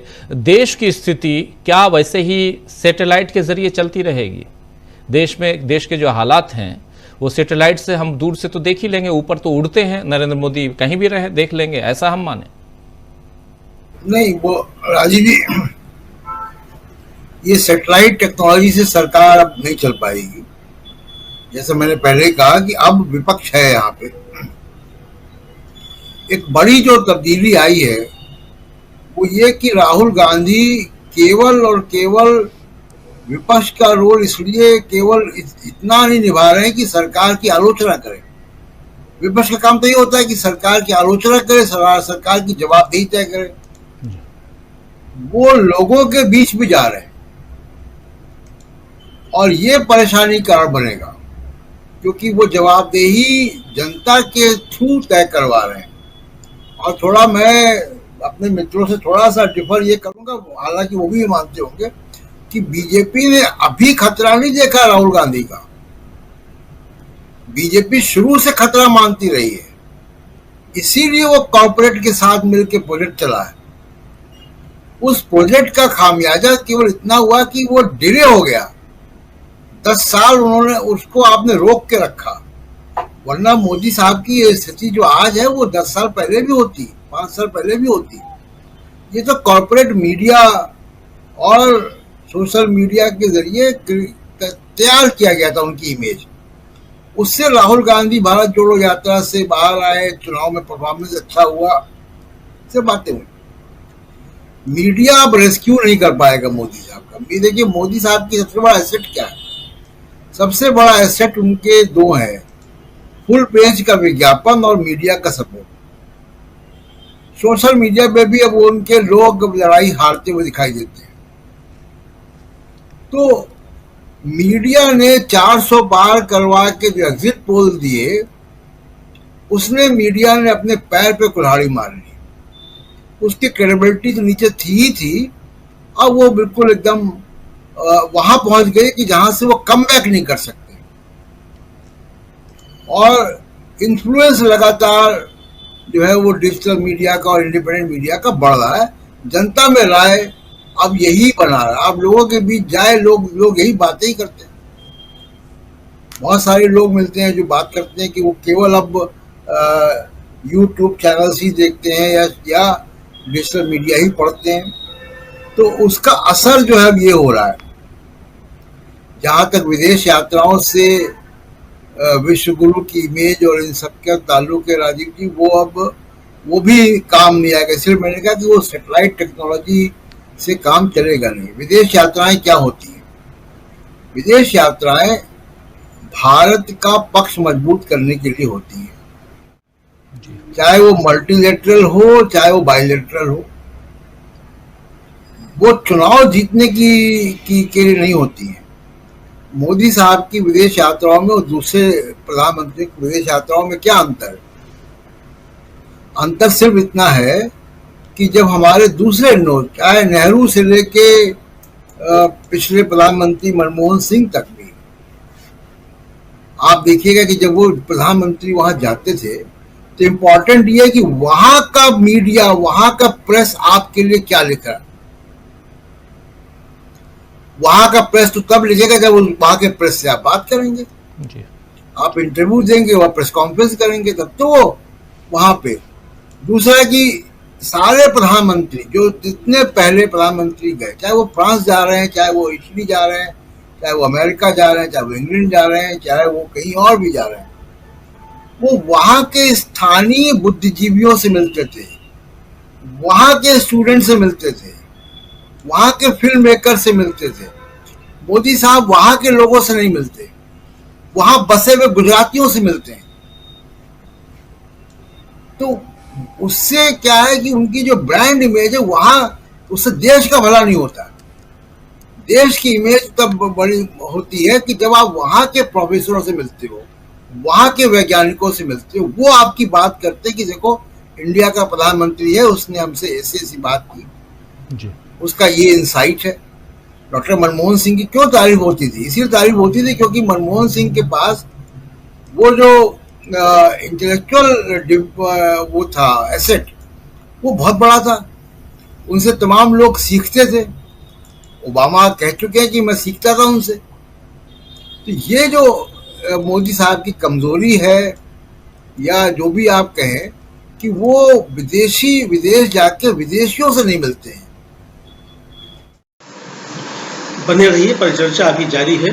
वीडियो को लाइक और शेयर कर दीजिए और चैनल को सब्सक्राइब कर लीजिए। आइए आगे सुनते हैं इस परिचर्चा। तो इसलिए उसमें देश का भला तो क्या होगा? जब देश का भला विदेशी दौरों में होता है कि आप कितने संधियां करते हैं, कितने करार पे साइन करते हैं, भारत का इंटरेस्ट कितना प्रोटेक्ट करते हैं। और वो तब होता है राजीव जी, जब वहां का मीडिया अगर आपके पक्ष में लिखता है जी। वहां का मीडिया आपकी बात करता है, तब वहां के नेताओं पे, वहां की सरकारों पे दबाव बनता है। मोदी जी वो दबाव नहीं बना पाते हैं। तो ये बड़ा मुश्किल होगा उनके लिए कि अब राहुल गांधी को इस तरीके से चेज कर पाना, क्योंकि राहुल गांधी विदेश जाते हैं, आप देखिए वो यूनिवर्सिटीज में जाते हैं, वहां के लोगों से मिलते हैं। अच्छा, वहां की कल्चर है सवाल पूछना, मोदी जी सवालों से भागते हैं। तो इसलिए अब उनके अभी तक चल गया, क्योंकि उनके पास वो फुल पेज विज्ञापन और बिलबोर्ड्स और ये मीडिया, गोदी मीडिया था, लेकिन अब उसका असर अब नहीं है। और अब विपक्ष को एक और काम क्या करना चाहिए? विपक्ष का एक काम, जो काम विपक्ष कर रहा है, राहुल गांधी कर रहे हैं, जवाबदेही सरकार की तय कर रहे हैं, लोगों से मिल रहे हैं, जो सरकार को काम करना चाहिए वो खुद कर रहे हैं, सब बातें बहुत अच्छी हैं। एक काम विपक्ष को और करना चाहिए कि जो संवैधानिक संस्थाएं हैं, जो लोकतांत्रिक संस्थाएं हैं, चाहे वो मीडिया है, चाहे वो इलेक्शन कमीशन है, चाहे वो अदालतें हैं, उनको रिक्लेम करने का काम करना चाहिए। उसके लिए अभियान चलाना चाहिए कि ये अब इलेक्शन कमीशन जवाबदेह बने, सीएजी जवाबदेह बने। सीएजी तो अब राहुल गांधी को टेक्निकली रिपोर्ट करता है, तो सीएजी ढंग से अपना काम करे, संवैधानिक संस्थाएं काम करें, अदालतें डरे नहीं फैसला देने में, जमानतें देने में। पॉलिटिकल मामलों में अदालतें डर जाती हैं जमानत देने में। छोटे छोटे मामूली केसेस में आप देखिए जमानतें नहीं हो रही हैं। और अब देखिए एक नया सिलसिला चल गया कि पत्रकारों के ऊपर एफआईआर जो नए कानून आ गए उसके तहत भी हो रही है जी। इन सब चीज में विपक्ष को एक भूमिका अपनानी चाहिए कि जो लोकतांत्रिक अधिकार है लोगों के, चाहे वो पत्रकारों के, चाहे वो संवैधानिक अधिकार, उन पे भी अभियान चलाना चाहिए ताकि ये संस्थाएं इंडिपेंडेंट काम करें। राजीव, बिल्कुल आप सही कह रहे हैं। और एक लोकतंत्र में जो दोनों पक्ष, सत्ता पक्ष और विपक्ष होता है, दोनों इस देश के लिए काम करते हुए दिखाई देते हैं। इस काम को आगे बढ़ाते हुए राहुल गांधी तो नजर आते हैं, लेकिन आखिर क्या कारण है कि नरेंद्र मोदी जो उस कुर्सी पर विराजमान है, देश के तीसरी बार प्रधानमंत्री बने हैं, वो क्यों नहीं है? और नरेंद्र मोदी की राजनीति क्या है, जरा समझना चाहता हूं। राहुल गांधी की राजनीति तो खूब हम लोग उसकी चर्चा करते हैं, लेकिन नरेंद्र मोदी की राजनीति किस दिशा में जाते हुए दिखाई देती? प्रोफेसर रविकांत जी, कैसे देखते हैं आप नरेंद्र मोदी की राजनीति को? एक महीने में क्या उनको चिंता नहीं होनी चाहिए कि 240 सीटें मात्र हैं उनके पास, या वो आराम से बैठे हैं कि उनके जो चाणक्य हैं वो खरीद रहे होंगे कुछ सांसदों को? डेफिनेटली मोदी जी को देश की चिंता नहीं है। मोदी जी को सिर्फ अपनी सरकार की चिंता है, पार्टी की चिंता है, और सबसे ज्यादा अपनी ब्रांड की चिंता है। इसके अलावा वो और कुछ नहीं करते। और उसके लिए वो चाहे क्रिकेट टीम से मिले, वो तो क्रिकेट टीम में विराट कोहली ने जो उनके सामने बोला, अब पता नहीं वो है तो नॉन बायोलॉजिकल, उनको इल्म हुआ कि नहीं हुआ। विराट कोहली ने जो कहा कि जब से वो मेरे भीतर का वो अहंकार निकल गया कि मैं ये कर सकता हूं, उसके बाद मेरा खेल शुरू हुआ। लेकिन मोदी जी को ये इल्म होता नहीं। दूसरा, रूस जाना हो, ऑस्ट्रिया जाना हो, अभी वो और यात्राएं करेंगे और भ्रमण करेंगे। जब वो इंडिया में भी होते हैं तो रोड शो करते हैं, किसी मंदिर में भी जाते हैं तो 8-10 कैमरे लेकर के जाते हैं, और उनके सामने पुजारी भी नहीं होता मंदिर में भी, वो फिर अकेले होते हैं। भले ही किसी मंदिर में इस तरह के नियम ना हो, बावजूद इसके वो करते हैं, और सड़क पर वो किसी से कभी नहीं मिलते। और अब तो मुझे लगता है कि उन्हें इस बात की भी चिंता होने लगी है जो बनारस में उनके साथ हुआ। उनकी गाड़ी पर किसी ने चप्पल फेंकी थी। वो नरेंद्र मोदी जिनका इतना ऑरा था कि साहब वो आपने कहा सैटेलाइट से देख लेते हैं, अब वो सैटेलाइट से वो चप्पल नहीं दिख रही थी कि साहब ये कहां से आ रही है। ऑब्वियस है कि अगर कोई नहीं पकड़ा गया है तो कोई भाजपा ही रहा होगा, और तो किसी की हिम्मत होगी नहीं। तो जो भाजपाई है, जो भक्त मंडली है, वो भी अब आज जा चुकी है। जो काशी में किया मोदी जी ने, जो अयोध्या में किया, अब अयोध्या में भारतीय जनता पार्टी का हारना कोई मामूली बात, उसका जो मैसेज है वो पूरे देश में गया, और इतना बड़ा मैसेज गया कि नरेंद्र मोदी जय श्री राम कहना भूल गए। मतलब ये तो वो है जो एक हार पर भगवान बदल लेते हैं। अब आप अयोध्या के हारे, आप तो राम को ही भूल गए। इसका मतलब लोगों को समझ में आता है कि असल में आपके लिए राम है क्या। राहुल गांधी ने या विपक्ष में मुझे नहीं लगता किसी ने ऐसा कुछ किया हो कि साहब आज जय श्री राम बोल रहे हैं, कल कुछ और बोलने लगेंगे, क्योंकि आपका उड़ीसा में सरकार बन गई और यहां आप हार गए। तो नरेंद्र मोदी के लिए सिर्फ और सिर्फ ब्रांड, वो हाथरस नहीं जा सकते, मणिपुर तो कतई नहीं जा सकते। आज जो उनको अवार्ड मिला, रूस का सबसे बड़ा नागरिक सम्मान, कौन सी उपलब्धि के लिए मिला? ये अगर आप में से कोई बता सके तो ज्यादा अच्छा रहेगा, मैं भी थोड़ा समझ लूं। मोदी जी ने कौन सी उपलब्धि हासिल की है ऐसी मानवाधिकारों का? हाँ, अब ये हो सकता है कि जिसके हाथ से आप सम्मान ले रहे हैं वो सच में उसके वहां के लायक तो हैं आप, ये तो मैं मान सकता हूं कि भाई पुतिन जी आपका सम्मान कर रहे हैं, तो उस सम्मान के तो लेकिन नागरिक सम्मान वहां का तो नागरिक नहीं, उसको पुतिन सम्मान कहा जाना चाहिए, तब तो वो जस्टिफाइड है। तो मोदी जी एक महीना तो क्या, अगले और महीने आप ऐसे ही गिनते जाइएगा। 60 दूने 120 महीने हो चुके हैं। उन्होंने इस देश से शुरू में 60 महीने ही मांगे थे, 60 साल के बदले दिया क्या उन्होंने कि 60 साल पुरानी सड़कें तो उस तरह से नहीं डूबी, लेकिन ये 10 साल के भीतर बनी, बल्कि 2-3 साल के भीतर। और राम मंदिर वाली तो माने जो रामपथ है वो तो उसको तो 1 साल भी नहीं हुआ अभी, वो सड़कें सब डूब गई। अब वहां अब हम लोग तो अगर राम कथा की तरफ चले जाएंगे तो थोड़ा डिस्टर्ब होगा जी। अब मोदी जी के साथ नल और नील क्यों नहीं थे?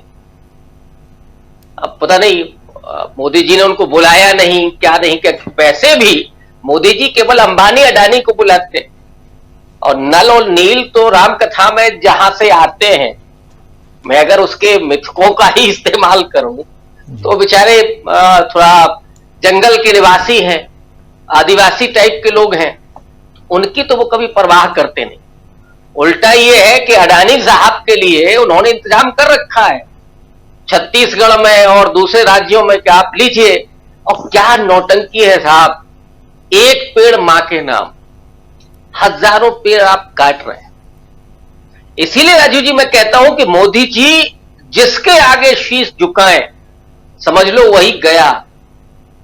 पार्लियामेंट के आगे उन्होंने शीश झुकाया था, क्या हुआ? संविधान के आगे शीश नवाया, क्या किया? और इधर जो वो कर रहे हैं मां के नाम एक पेड़, क्योंकि वो खबर नहीं बननी चाहिए कि जहां आप हजारों पेड़ कट रहे हैं, पारिस्थितिकी पूरी बर्बाद हो रही है, आदिवासियों के जो जल जंगल जमीन के अधिकार है वो सारे तहस नहस हो रहे हैं। ये करना, जैसे दलितों पर हमले होते हैं, दलितों को आरक्षण आपने खत्म कर दिया, लेकिन आप करते क्या है? काशी जाकर के उनके पैर धोएंगे स्वीपर्स के, तो आपको ग्लोरीफाई करना है कि आप यही करते रहिए। और वैसे भी मोदी जी अपनी किताब में लिख ही चुके हैं कर्मयोग में कि जो सफाई कर्मी है, जो मल ढोने वाले हैं, वो सदियों से इसलिए मल ढो रहे हैं क्योंकि उनको उसमें आध्यात्मिक सुख मिलता है। तो ये मोदी जी की अपनी आइडियोलॉजी है। तो वो एक महीने में, आप हर महीने ये कार्यक्रम करते रहिए, आपको मिलेगा वही शिफर। आप राहुल गांधी को आज देखिएगा कि वो काम एक शैडो प्राइम मिनिस्टर, एक लीडर ऑफ अपोजिशन नहीं बल्कि लीडर ऑफ द पीपल, वो क्या कर रहा है। और लोग अब जिस तरीके से राहुल गांधी की तरफ देख रहे हैं, और ये बात हम लोग पिछले 1 साल से कह रहे हैं, गोदी मीडिया पर या उनके भक्तों की बात नहीं समझ में आ रही थी कि राहुल गांधी वास्तव में क्या है। उत्तर प्रदेश के बारे में तो मैं पूरे विश्वास के साथ कह रहा था कि इस समय सर्वाधिक लोकप्रियता राहुल गांधी की है, और वही CSDS के सर्वे में आया जी। तो राहुल गांधी ने एक अपनी विश्वसनीयता बनाई। इमेज बनाने में राहुल गांधी ने किसी PR एजेंसी को नहीं हायर किया है, या रात दिन उनका वो भजन मंडली नहीं ये सब काम करती है। जो लोगों के बीच में रहेगा, उनके दुख दर्द साझा करेगा, उनकी आवाज बनेगा, वो इस देश का नेता होगा। नेता प्राइम मिनिस्टर बनने से नहीं होता है, नेता लोगों के दिलों में राज करने से होता है। राजीव जी बिल्कुल आप सही कह रहे हैं, बिल्कुल सही। नरेंद्र मोदी बनाम राहुल गांधी, एक महीने में कौन आगे कौन पीछे, इसकी चर्चा हम कर रहे हैं, लेकिन नरेंद्र मोदी की राजनीति क्या है ये समझना भी जरूरी है, और उसी की चर्चा अभी इस एपिसोड में हम कर रहे हैं। जरा अनिल सिन्हा साहब आपसे भी समझूं कि क्या कहती है नरेंद्र मोदी की राजनीति। क्या नरेंद्र मोदी बिल्कुल निश्चिंत हैं कि हाँ 5 साल अब तीसरा कार्यकाल भी चल जाएगा आराम से?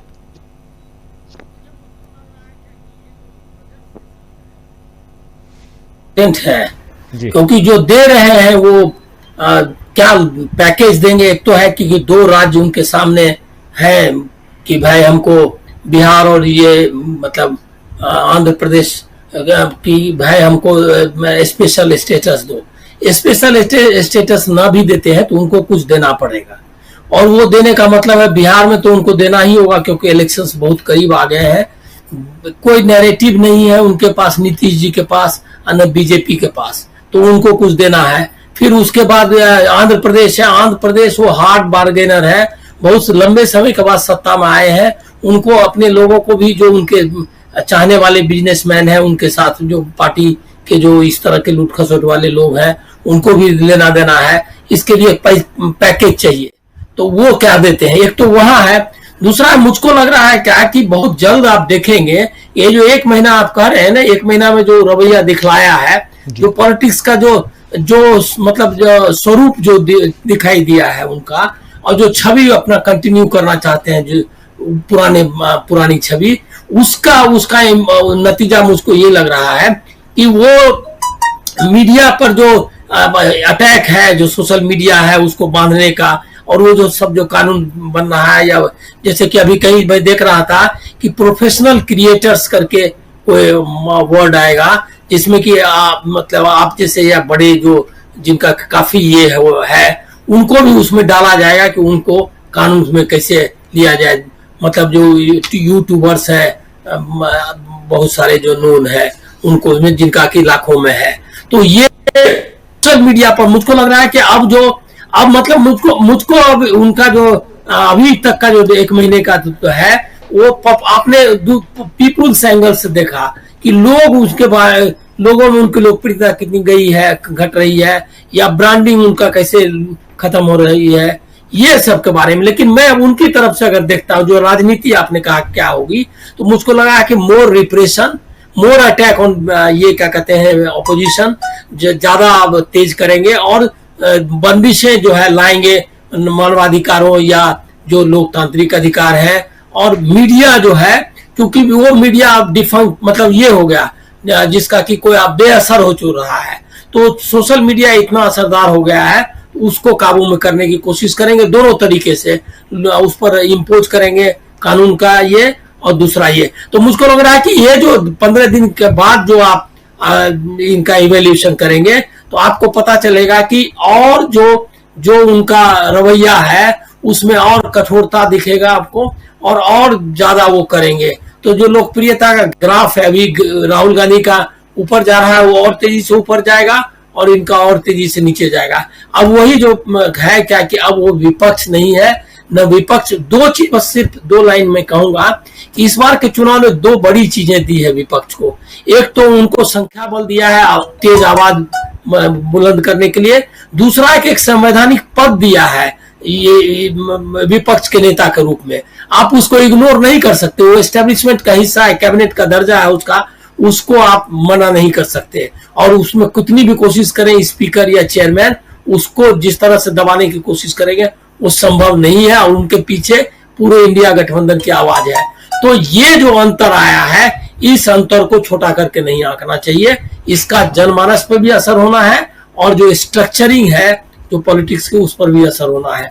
तो ये दोनों को अगर मिला करके देखते हैं तो हमको लग रहा है कि और भी दिलचस्प और मतलब कारनामा ही करना चाहिए, जिस तरह से वो कोशिश कर रहे हैं कि रूस के माध्यम से, इटली के माध्यम से, अरे उस माध्यम से नहीं होना है, इसके लिए लोगों के बीच में जाना होगा, वो जाने के लिए तैयार नहीं है। जी बिल्कुल। हेमंत कुमार जी, क्या ये विपक्ष जिसके बारे में बात कर रहे हैं साथी अनिल सिन्हा जी कि मजबूत विपक्ष दिया है इस बार जनता ने इस सदन को, संसद को, और इस मजबूत विपक्ष से भागते हुए नजर आ रहे हैं क्या नरेंद्र मोदी? क्योंकि आप देखिए, जब मजबूत विपक्ष नहीं था तब भी मणिपुर का जिक्र करते नहीं बन रहा था, और ऐसी घटनाएं जब भी हुई नरेंद्र मोदी खुद को बैकफुट पर ले जाते हुए और पाए गए। लेकिन अब जबकि सदन में मजबूत है विपक्ष, वैसे में नरेंद्र मोदी का बार बार अभी और विदेश की यात्राएं लगेंगी। आप जाइए विदेश और भारत के संबंधों को आप मजबूत कीजिए, इस पर कोई दो राय नहीं है। लेकिन सवाल यहां उठता है कि देश के अंदर जो चल रहा है उस पर भी अपनी राय तो रखिए। आप कठुआ के मामले पर क्यों नहीं एक ट्वीट करते हैं? आप जो भगदड़ मची उस पर क्यों नहीं कुछ कहते हैं? आप क्यों नहीं कहते हैं मणिपुर के मामले पे?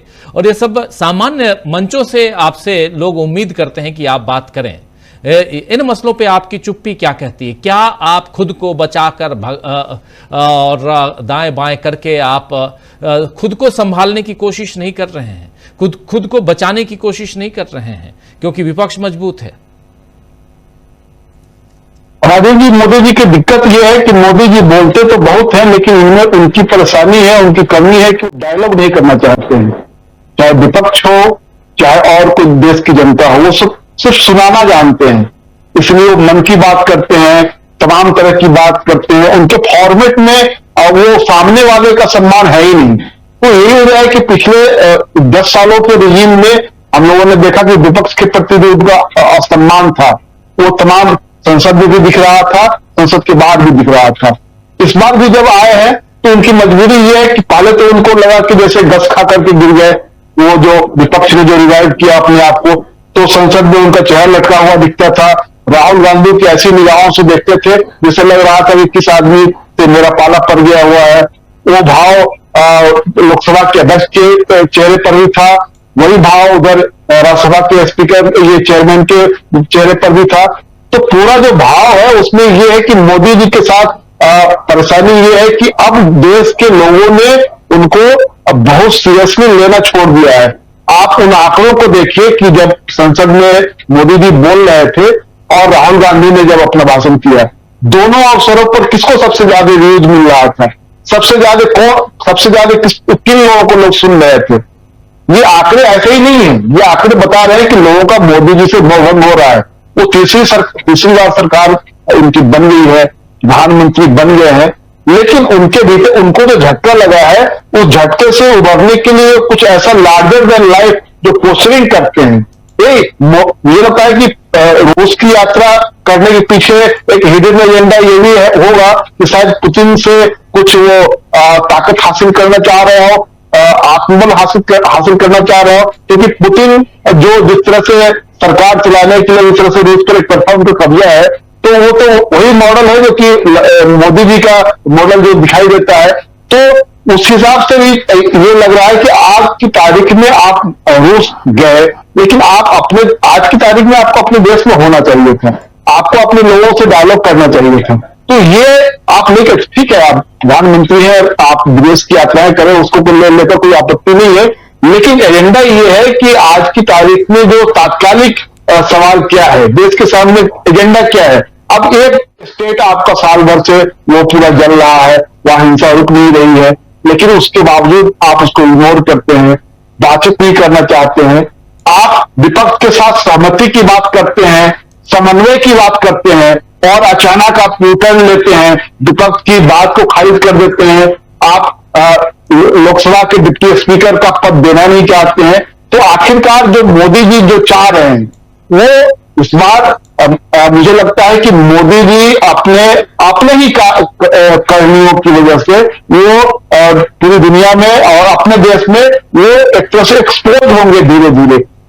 मैंने कहा कि अब लोग उनको बहुत सीरियसली लेना छोड़ देंगे, क्योंकि उनका जो पूरा रवैया है, उस रवैये ने ये दिखाया है कि अब वो आई डोंट केयर, मैंने जो पहले कहा था कि आई डोंट केयर वाले वो मूड में है। तो आई डोंट केयर वाला जब मूड है, आप एक तरफा नहीं कर सकते हैं, तो देश की जनता भी कहेगी ठीक चलिए हम भी आपकी चिंता नहीं करते हैं। जी बिल्कुल बिल्कुल आप सही कह रहे हैं। तो महीने भर में क्या कुछ हुआ है उसका लेखा जोखा वो रखने की कोशिश हम कर रहे थे इस कार्यक्रम के जरिए, और ये समझने की कोशिश कर रहे हैं कि नरेंद्र मोदी क्यों खुद को बचाए रखने की फिराक में दिखाई देते हैं, क्यों वो भागते रहते हैं, और आज की तारीख में राहुल गांधी से के सामने वो और भागते हुए नजर आते हैं। और आप लोगों ने देखा होगा राहुल गांधी जब सदन में भाषण दे रहे थे तो नरेंद्र मोदी को दो बार खड़े होकर हस्तक्षेप करना पड़ा था, और ये सब कुछ बताता है कि नरेंद्र मोदी अब पिछड़ चुके हैं।